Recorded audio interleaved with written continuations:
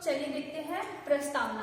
प्रस्तावना क्या है? समाज क्या है? आदिकाल से ही दो लिंगों के योग से बना है। ईश्वर ने समाज की सृष्टि के संचालन के लिए स्त्री एवं पुरुष दो लिंगों का निर्माण किया था तथा दोनों के समान योगदान से ही सृष्टि की उत्पत्ति हुई है।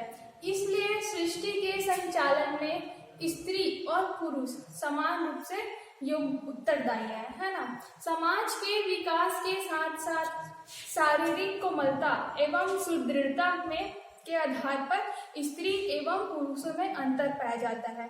पुरुष क्या है? अपनी शारीरिक बल के कारण वे क्या है? स्त्रियों की तुलना में अधिक शक्तिशाली है। इसी का लाभ उठाते हुए आदिकाल से ही स्त्री को क्या है? उन्होंने अपने अधीन रखा।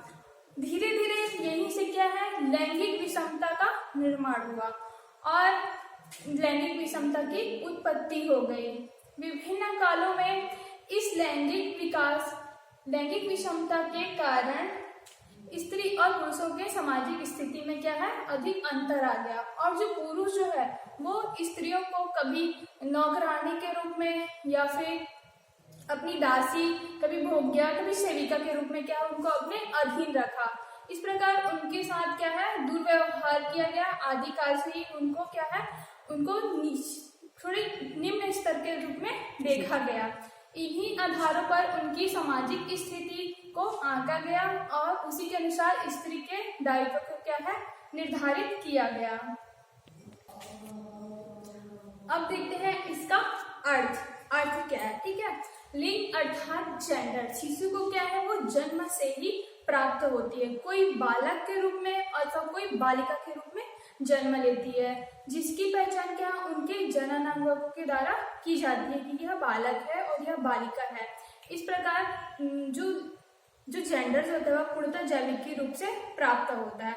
परंतु जेंडर क्या है? एक सामाजिक अवधारणा है जिसे समाज द्वारा क्या है? निर्मित किया गया है। बालक या बालिका में किस प्रकार का व्यवहार करना चाहिए, यह एक जेंडर के आधार पर निर्धारित होती है।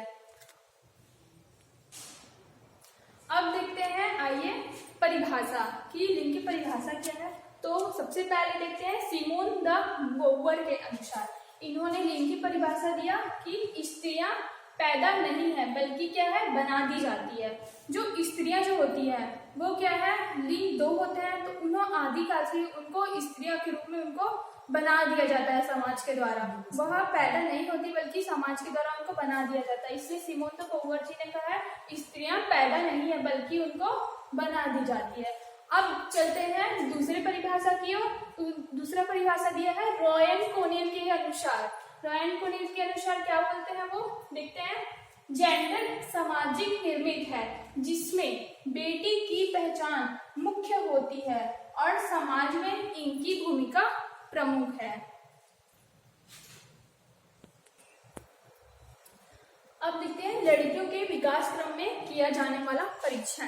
तो जो लड़कियों का जो विकास होता है वह लड़कों की तुलना में अलग होता है। उनके जो विकास क्रम में लड़कों की तुलना में अंतर होता है। जो लड़कियां जिनके साथ क्या है कुछ अलग ही स्थिति होती है।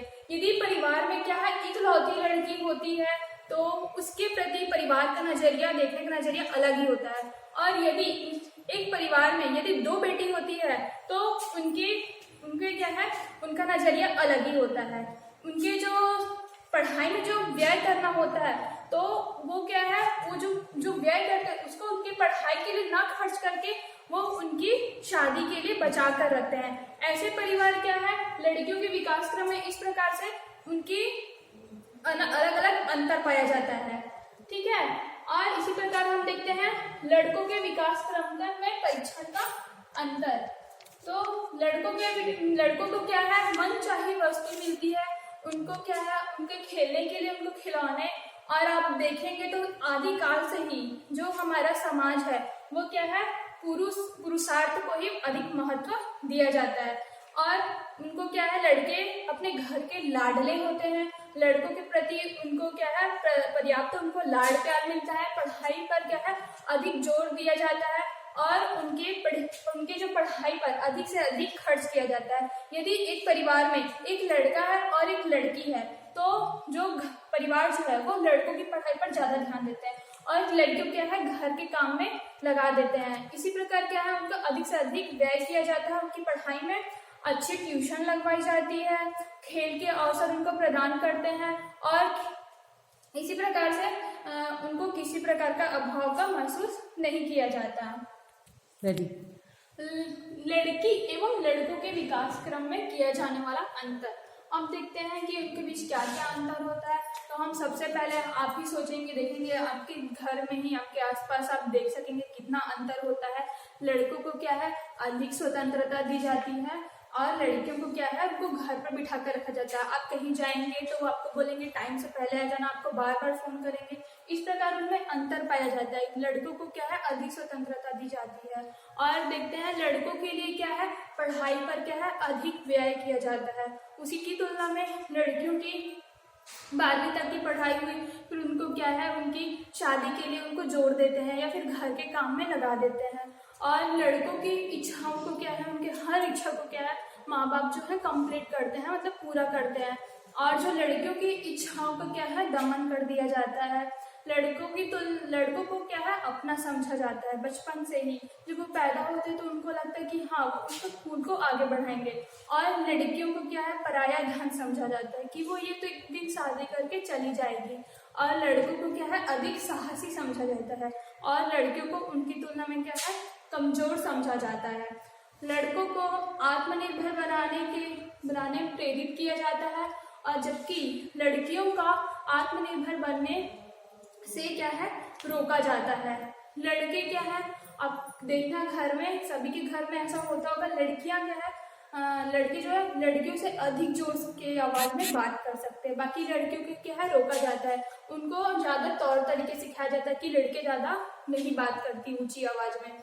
इसी प्रकार क्या है लड़कों को क्या है वो समझते हैं कि ये जो है हमारे घर का बिजनेस है, जो हमारे घर के कार्य में क्या है लड़का जो है अपने पिता की क्या है सहायता करेगा। जबकि लड़कियों को क्या है उनको घरेलू कार्यों में अपनी माता के साथ क्या उनको किचन के अंदर का क्या है लगा दिया जाता है। उनको अपने घर के आसपास एरिया के अंतर्गत ही रखते हैं, उनको घर से बाहर नहीं जाने देते हैं। लड़के के लिए अलग अलग प्रकार के उनके सारे शौक पूरे किए जाते हैं, जबकि लड़कियों के शौक उनको कहीं आना जाना उनके हर चीज पे पाबंदी लगा दिया जाता है। लड़कों को क्या है लड़कियों की तुलना में पर्याप्त पोषण युक्त भोजन दिया जाता है, जबकि आप देखेंगे कि लड़कियों को नहीं दिया जाता। उनको जो खाना है उनको जो पीना है लड़कों को। इस प्रकार समाज में बहुत ही लड़के तथा लड़कियों के बीच अंतर किया जाता है।